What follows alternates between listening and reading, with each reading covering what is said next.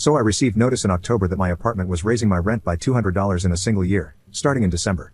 I like renting, genuinely, because I can just call them and say something's broken, and then I come home and it's fixed. I've never had a problem, but a 20% rise in rent in 1 year is ridiculous. The morning I opened the rent increase notice, I happened to see a cute manufactured home with a for sale sign on my way to work. I pulled it up on my phone and called the realtor.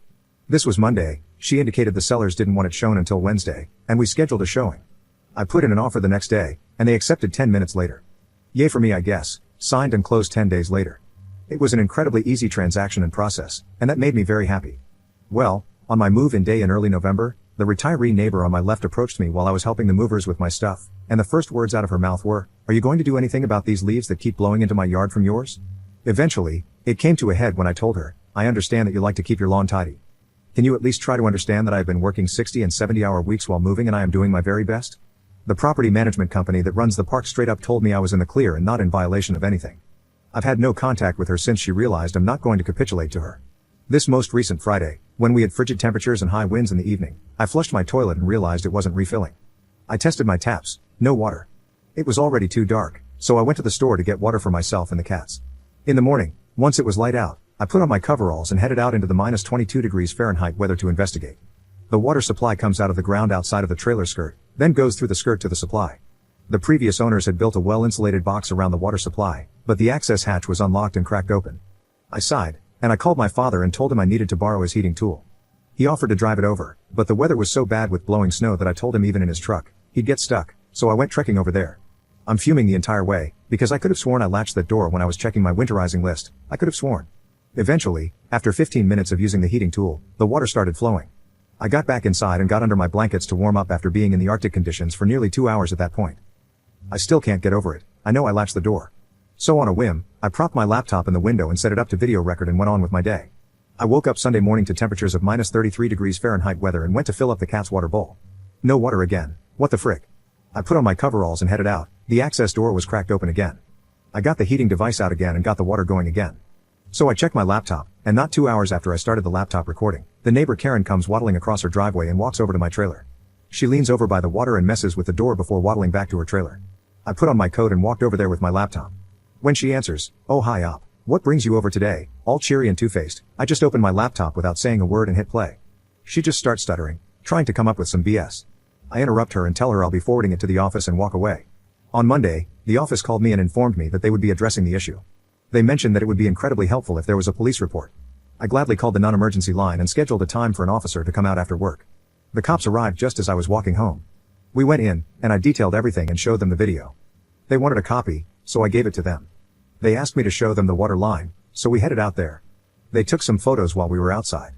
The entire time we were there, Karen was looking out her kitchen window. They noticed she was home as well and offered to trespass her. I headed back in, and they eventually knocked, telling me they spoke to her and trespassed her. They gave me a copy of the police report number and forwarded it to the office. While we were out there, a neighbor couple across the street was outside and asked me if everything was okay. I said it was, that I had video proof that Karen had actually opened my water access to freeze my pipes, and their eyes went wide. Their cover over the water line was also removed, broken off, and his water line froze too on Friday, and the repairs were broken again on Saturday. It turns out Karen has an ongoing beef with them because they have a pride flag they refuse to take down. So the police went over there to get their statements too. Karen's husband came home an hour ago, then came over shortly after to ask me to retract my complaint against them with the office as a misunderstanding. Misunderstanding? Your wife was intending to destroy my water lines in the middle of a winter storm, which would have cost me thousands of dollars to fix. He pulls out his checkbook. So what's this going to cost me?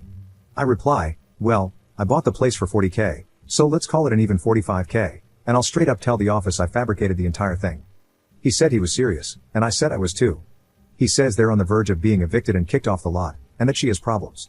Sounds like the neighbors and I should go in on a bunch of security cameras to ensure that happens then. So we'll see.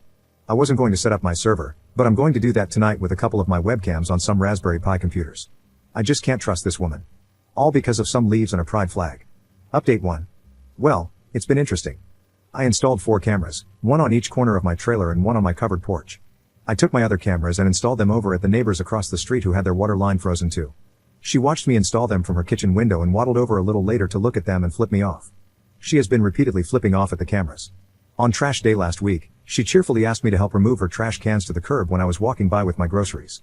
I'll admit I snorted and was petty. I put my groceries down and went to every lot on the street and pulled their trash to the curb except for hers. The nice old lady across the street invited me to Rummikub night. At first, I declined. She said they were going to dish about Karen. I said I already had my shoes off and that I was in for the night. She then said, we drink wine, smoke green, and play Rummikub. Okay, I'll get my shoes. These ladies were awesome. Great batch of new friends acquired. I got all the gossip about Karen, and my head was spinning after it all, so here are some highlights. Karen has 4 adult children. Her 3 daughters haven't spoken to her in more than 12 years. The last daughter to speak to her actually lived on the other side of my place, but they had a falling out so huge that her daughter sold her home and moved across town to get away from her. Her son is the only one in the family speaking to her. Karen used to be part of another monthly gathering of a bunch of retirees in the community, but she was kicked out after she kept going on tirades about the guy who owned my place before and harassing the rainbow couple that lived on the street. The beef she had with the previous owner of my place started over, of all things, yard waste. Grass clippings, to be exact, so at least she's reliable, I suppose. It also explains her deal with the leaves. In response to her BS about him leaving grass clippings on the lawn, he also stopped raking up leaves. So that explains that in a way. In short, she's just a toxic old no-life woman who gets off on starting beef with her neighbors. And her husband paying people off is also apparently a theme, as well as he tried to do with me. The most egregious thing that made my blood boil just hearing it. A few years ago, she went off on this rant about a young guy in the park walking his dog twice every day, and she kept going on about not letting the dog take a dump on the grass. Well, one day the dog decided to relieve itself there, and as the guy was picking up his dog's waste, she maced both of them with pepper spray. Hubby paid the guy off. The lady hosting Rummy Night talks to Karen. She says that Karen was complaining about me putting up cameras and how gauche it makes the neighborhood look. After taking a fat rip, she says, so I say to her, Karen honey, if you're so worried about what's gauche, you probably shouldn't have tried to freeze his pipes in the middle of the worst winter storm we've had this decade, and then he wouldn't be installing cameras to protect his property. Apparently, Karen's response to that was that I should have taken care of my leaves. So Karen hates grass clippings, leaves, rainbows, and being a decent human being. She's been taken care of by her husband covering up her BS, and she's just so incredibly toxic that 3 of her own children don't speak to her or let her grandchildren see her. As far as the property managers go, I was assured they are taking this very seriously but cannot disclose what actions they are taking to me. Fortunately, Karen can't help herself from gossiping or throwing herself under the bus, and after another fat rip, the Rummy host told me that she received a letter from their lawyers with a correct or quit notice that any more complaints will result in an eviction. So yeah. I'm looking forward to seeing how long she can last before getting evicted, but not as much as I'm looking forward to hosting these awesome old ladies this Friday. I'm going to teach them how to play Settlers of Catan.